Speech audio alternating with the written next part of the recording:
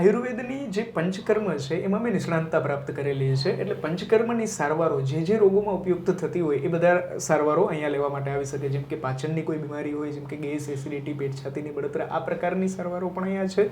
કોઈ માંસપેશી, સાંધા, સ્નાયુ વગેરેના વાયુના રોગો હોય એમાં પણ અહીંયા સારવારો ઉપલબ્ધ થતી હોય છે. ચામડીના રોગો, લોહીના બગાડ વગેરે એ બધા માટેની ઉપલબ્ધ સારવારો અહીંયા થતી હોય છે.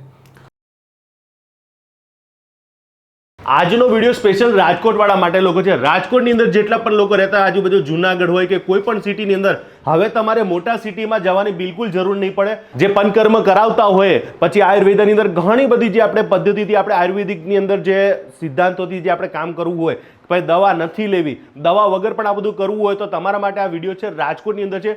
અત્યારનું આવી ગયું છે કેતુ આયુર્વેદ એન્ડ પંચકર્મા ક્લિનિકમાં. નંબર સેવ કરી નાખજો, એડ્રેસ સેવ કરી નાખજો, સ્ક્રીનશોટ પાડી લેજો, તમે રાજકોટમાં પહોંચી જાજો.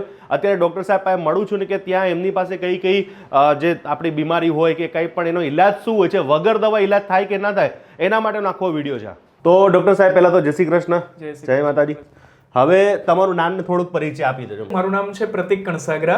મારું MD પંચકર્મમાં થયેલું છે અને અહીંયા પંચકર્મની સારવારો આ ક્લિનિકમાં ઉપલબ્ધ કરાવતો હોઉં છું.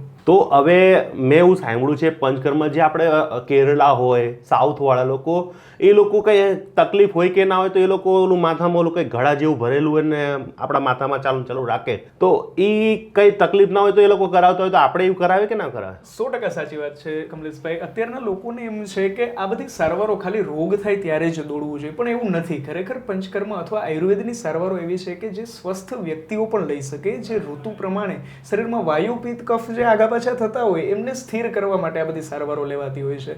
તમે જે ઘડા સાથે તેલ વગેરેની સારવાર કહો છો, જેને શિરોધારા કહેવાતી હોય, કે જે સામાન્ય ચિંતા, શોક વગેરે અથવા આ પ્રકારના જેમને દોડધામના કામકાજો રહે છે અને માનસિક શાંતિ અથવા સ્થિરતાની જરૂર છે, એ લોકો પણ આનો લાભ લઈ શકતા હોય છે. તો અહીંયા તમારે દવા વગર પણ સારવાર મળી જાય? હા જી કમલેશભાઈ, જરાય એવું જરૂર નથી કે બધા રોગોમાં દવા લેવી જ પડે. ઘણા એવા રોગો છે કે જેમાં આ પ્રકારની માલિશ શેક, ત્યાં આગળ તેલ વગેરે ભરવાની સારવારો, શિરોધારાની સારવારો, બસ્તી વગેરે, આ બધી સારવારો એવી છે કે જેમાં મોઢેથી લેવાની દવાની જરૂર નથી પડતી હોતી અને બીજા માધ્યમથી આ બધા તેલ અથવા તો જે કંઈ દવાઓ છે એ પહોંચાડી અને સારવારને કારગર આપણે અસરો મેળવી શકીએ છીએ. આયુર્વેદની જે પંચકર્મ છે એમાં મેં નિષ્ણાંતતા પ્રાપ્ત કરેલી છે, એટલે પંચકર્મની સારવારો જે રોગોમાં ઉપયુક્ત થતી હોય એ બધા સારવારો અહીંયા લેવા માટે આવી શકે. જેમ કે પાચનની કોઈ બીમારી હોય, જેમ કે ગેસ, એસિડિટી, પેટ છાતીની બળતરા, આ પ્રકારની સારવારો પણ અહીંયા છે.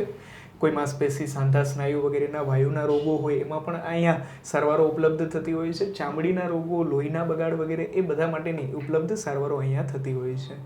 તો આજે હમણાં તમારે એક પેશન્ટ ગયા તો મેં એમને અત્યારે રિવ્યુ લઈ લો એમનું? હા જી, ચોક્કસ લઈ શકો. બોલાવીને પાછા લઈ લઈએ રિવ્યુ? એમની પાસે કન્સલ્ટ લઈ અને આપણે ચોક્કસ આપીશ.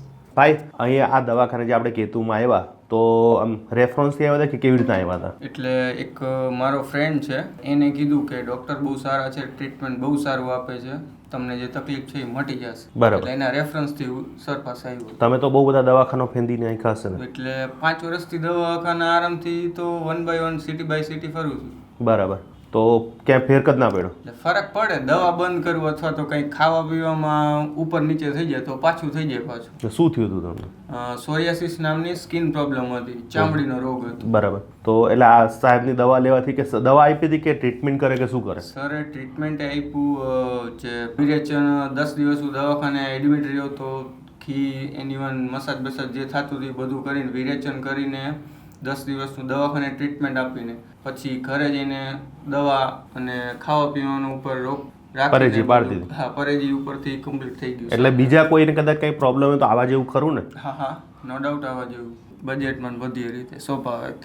તો સર આ તમારી જે ટ્રીટમેન્ટ છે, ટ્રીટમેન્ટની અંદર આપણે મેલ અને ફિમેલ બે માટે અલગ અલગ વ્યવસ્થાઓ છે કે નહીં? હા જી, અમારી પાસે જે કાંઈ સારવારો વગેરે દરમિયાનના રૂમે કમલેશભાઈ અલગ અલગ હોતા હોય છે અને એ સારવારો આપનારા ડૉક્ટરો પણ અમે મેલ અને ફિમેલ એ દર્દીઓ પ્રમાણે રાખીએ. કારણ કે આમાં પ્રાઇવેસી બહુ જરૂરી હોતી હોય છે. પૂરેપૂરી પ્રાઇવસી સાથે. એટલે લેડીઝ આવે તો લેડીઝ માટેના જ, એમાં જેન્ટ્સ ના હોય ને? પણ કોઈ મેસ્યોર કે ટેકનિશિયન નહીં, પણ લેડીઝ માટેના પણ લેડીઝ જે અંડર ગ્રેજ્યુએશન અથવા આયુર્વેદ નિષ્ણાંત હોય એમને જ અમે ત્યાં સારવારો માટે મૂકતા હોઈએ છીએ. અચ્છા. તો પછી આ ચાર્જીસ પછી આ બધા મોંઘા હોય કે શું હોય? કારણ કે અવેરનેસ માટે મારે જાણવું છે? નહીં, જનરલી અહીંયા અમે જે સેટઅપ કરેલું છે એ મિડલ ક્લાસ અને બધા જ દર્દીઓ આમનો ઉપયોગ લઈ શકે એ પ્રમાણેનું કરેલું છે. અને અહીંથી સીધું જ કોઈને કામ પર જવું હોય અથવા જોબ વગેરે પર જવું હોય તો બધી જ વસ્તુઓ ડિસ્પોઝેબલથી વાપરી અને ઉપયોગમાં લેતા હોઈએ છીએ કે અહીંથી કદાચ તમારે સીધું ઓફિસમાં જવું હોય તો જઈ શકો છો. આ બધી વસ્તુ તમે બોલો છો એના કરતાં મને તમારી લાઈવ બતાવો તો કેવું રહેશે બધાને? ચોક્કસ કમલેશભાઈ, થોડી સારવારો છે અત્યારે ચાલુ છે, હું ચોક્કસ બતાવીશ. અને એકાદી સારવાર એવી કે જે તમે પણ લાભ લઈ શકો છો એનો પણ તમે ઉપયોગ કરી અને એક વખત એક્સપોઝર લો શું થાય છે, શું હોય છે. તો ચાલો આપણે હવે ઉપર જઈએ અને બધી જ ટોટલી એની જે જેટલી પણ આગળ જે સાહેબ બધી જે સારવાર કરાવી રહ્યા છે તો એના માટેની માહિતી પણ તમને આપીશ. તો હવે આપણે ઉપર આવી ગયા છે ને શિરોધારાની અંદર. તો સાહેબ આપણે ચાલુ કરી દઈશું શિરોધારા. હાજી કમલેશભાઈ, આ શિરોધારાનું આખું સેટઅપ છે કે જેની અંદર રોગ હોય કે ન હોય સ્વસ્થ વ્યક્તિઓ પણ આ શિરોધારાનો લાભ લેતા હોય છે. આવો એક વખત આપ પણ અનુભવ આ શિરોધારાનો કરો. ખરેખર આમાં રોગ અને ઋતુ પ્રમાણે તેલનો ઉપયોગ થતો હોય છે. અત્યારે ઉનાળો છે તો કયું આવશે, શું આવશે? સફેદ તલના તેલનો ઉપયોગ પ્રાધાન્ય રીતે રાખતા હોઈએ છીએ, જેમાં સ્વસ્થ વ્યક્તિઓ શિરોધારાનો આગ્રહ રાખતા હોય ત્યારે ઘણી વખત આમાં પ્રોસેસ્ડ મતલબ કે જે અમુક ઔષધો હોય એમનાથી પ્રસારિત થયેલું તેલનો ઉપયોગ પણ થતો હોય છે. અને આની પ્રોસેસ પર કોઈ આડઅસર ના થાય ને આમાં? ના, જરાય નહીં. આ એક નેચરલ પ્રોસેસ જ છે કે જે સ્વસ્થ વ્યક્તિઓ પણ આમનો ઉપયોગ દિનચર્યામાં કરી શકે એ પ્રમાણેની આ સારવાર છે. બરાબર. અંદાજે એક મુહૂર્ત એટલે કે 45 મિનિટની આસપાસની આ સારવાર પૂરી થતી હોય છે. બરાબર. નાના બાળકો કે જે સ્થિર સૂઈ શકે, કમાન્ડ ફોલો કરી શકે, બધા જ બાળકો લઈ શકે. ઘણા સીપી એટલે કે જેમને મેન્ટલી રિટાર્ડેશન વગેરે હોય એવા બાળકોમાં સારવાર તરીકે પણ આનો ઉપયોગ થતો હોય છે. વૃદ્ધાવસ્થા દરમિયાન પણ જેમને અલ્ઝાઇમર, યાદશક્તિ વગેરેના જે રોગો થતા હોય એમાં પણ આ શિરોધારાનો ઉપયોગ મતલબ કે બાળકોથી લઈ અને વયોવૃદ્ધ સુધી બધાનો લાભ લઈ શકે. ખાસ ઋતુમાં એ જોવાનું થાય કે જ્યારે ગરમીની ઋતુ હોય ત્યારે બહુ જ તડકો ન હોય એવા સમયે અને જ્યારે બહુ ઠંડીની ઋતુ હોય ત્યારે જ્યારે બહુ ઠંડો પવન વગેરે ન વાતો હોય ત્યારે આવા સમયે શિરોધારાની સારવાર લઈ શકાય. બહુ વાદળછાયું વાતાવરણ અથવા ચોમાસું વગેરે હોય ત્યારે આનો આગ્રહ ન રખાતો હોય. આયુર્વેદિકમાં ઘણી બધી અલગ અલગ પદ્ધતિથી આપણી જે બોડીને ઘણી બધી ફાયદા થાય એવા કાર્ય કરતા હોય છે. તો આ તમે કર્યું શું કરી રહ્યા છો? અત્યારે જે આ સારવાર ચાલુ છે એને જાનુબસ્તી કહેવાતી હોય છે. જાનુબસ્તી કે જે જાનુબસ્તી? હાજી. ગોઠણના ઘસારા, ગોઠણના સાંધાઓના ઘસારા, કોઈ લિગામેન્ટના ટીયર, સ્પ્રેઇન, સ્ટ્રેઇન આ બધી કન્ડિશનોમાં આ તેલની સારવારો ત્યાં સુધી પહોંચાડવા માટેનું આ માધ્યમ છે કે જેમાં આ રીતે પાડી બાંધી અને જે કાંઈ દવાવાળું તેલ છે એનું ત્યાં પોરિંગ કરાવાતું હોય છે. એમને ના લગાડી દેવાય સીધું? આ ખોટું થોડું આટલી મહેનત કરી. માલિશ વગેરે એવી સારવારો છે કે જે ઘસારા માટે ઉપયોગી તો બની, પણ જ્યારે એમને લાંબા સમય સુધી અને વધારે તેલની જરૂર હોય ત્યારે એમને આ રીતે એક્સપોઝર આપવામાં આવે તો તેલનું ભાગે આપણે વધારે ત્યાં પહોંચાડી શકીએ અને લાંબા સમય માટે એમને લ્યુકવામ મતલબ કે સતત તેલને ગરમ કરી અને ત્યાં પોરિંગ કરવું હોય તો કરી શકીએ. આનાથી શું ફાયદા થાય? એકચ્યુઅલી આ જે દવાવાળું તેલ વગેરે છે નીચે ઉતરતા અંદરના ખાનાના સોજા વગેરે અને ત્યાંના ઘસારા વગેરે છે એ રિકવર થતા હોય છે. સાથે જે ગાદીઓની તકલીફ, ગાદીઓના ઘસારા છે એમાં રાહતો મળતી હોય. જે કંઈ લિગામેન્ટના ઇન્જરી, ટીયર વગેરે થયા હોય તો ત્યાં એમને જોડતા જે કાંઈ દવાવાળા તેલ છે એનો ઉપયોગ કરાતા એમાં રાહત મળતી હોય છે. ઉંમર સાથેના જે કંઈ ઘસારા છે એમાં પણ આ પ્રકારે સારવારો ગોઠણ માટે અપાતી હોય છે. સેમ આવું જ જ્યારે કોઈ બીજો સાંધો જેમ કે કમરનો સાંધો, કમરમાં દુખાવો વગેરે હોય ત્યારે આ જે રીતે સ્થાનિક બસ્તી કહેતા હોઈએ કે ત્યાં તેલ ભરી અને નીચે વાટે તેલ ઉતારવાની સારવારનો આપણે લાભ લેતા હોઈએ.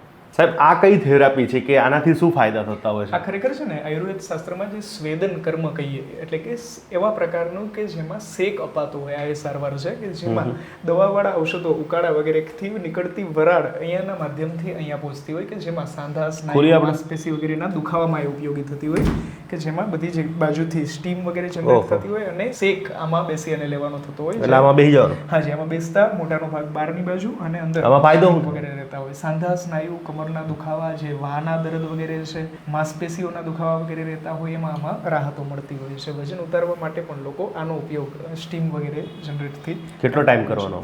આ અંદાજે શરીરની કેપેસિટી પ્રમાણે રહેવાતું હોય. જ્યારે પ્રશ્વેદ બિંદુ મતલબ કે પરસેવાનો ભાગ આવે મંડે, થોડો શ્વાસનો ભાગ ચડવા માંડે ત્યાં સુધી જનરલી 15-20 મિનિટ, 25 મિનિટ સુધી લોકો લઈ શકતા હોય છે. આ બધાય કરી શકે ને? હા, જનરલી સ્વસ્થ વ્યક્તિઓ પણ હેમંત ઋતુ હોય ને, શિશિર અને હેમંત મતલબ કે જ્યારે ઠંડીની ઋતુઓ ચાલુ હોય ત્યારે સ્વસ્થ વ્યક્તિઓ પણ દિનચર્યામાં આનો ઉપયોગ કરી શકે. મતલબ કે જે રીતે શેકથી શરીર રિલેક્સ વગેરે થતું હોય આ એ ટાઈપની સારવાર છે. અને ભાઈ હવે તમારે છે ને મેં તમને કીધું ને કે મોટા મોટા શહેરોમાં જવાની બિલકુલ જરૂર નહીં પડે. હવે આપણા રંગીલા રાજકોટની અંદર આ તૈયાર થઈ ગયું છે અને એટલી મસ્ત વ્યવસ્થા કે કારણ કે તમે એકવાર એકડી છે ને ભાઈ કરાવશો એટલે મને તો જો ભાઈ મેં શિરોધારા કરાવ્યું સાહેબ આમ મને રિલેક્સ થયો, બહુ જ આમ રિલેક્સ થઈ ગયો છું. અને હું તો કહું છું કે તમારે સારું હોય કે ના સારું હોય તમારી બોડી માટે આ બધું કરાવવું બહુ જરૂરી છે ભાઈ.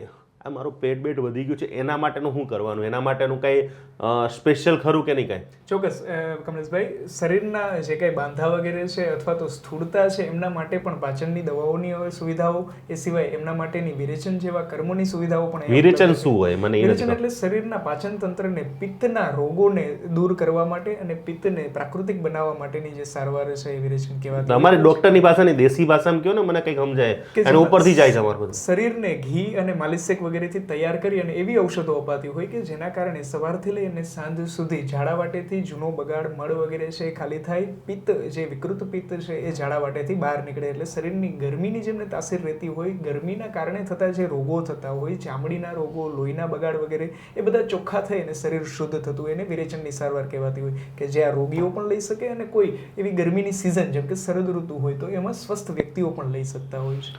તો આજનો વિડીયો તમને કેવો લાગ્યો શેર અને સેવ કરવાનું ભૂલતા નહીં. તમારા બધા મિત્રો સર્કલને પહોંચાડી દેજો. અહીંયા રાજકોટની તો રૂબરૂ આવવાનું છે તો રૂબરૂ આવવાનું ભૂલતા નહીં. મળશું મેળે ખેડે, મળશું ગામ ગી નહીં મળ્યા મેઘ રણતી દી આ ધરતી તકી હરિમ તસ્ય જય માતાજી. કાલ નવા વિડીયો સાથે મળી રહ્યા તો જોવાનું ભૂલતા નહીં. Thank you so much sir, બહુ મસ્તીની માહિતી આપી આજે, બહુ મજા આવી કે મને ઘણું બધું જાણવા મળ્યું આજે.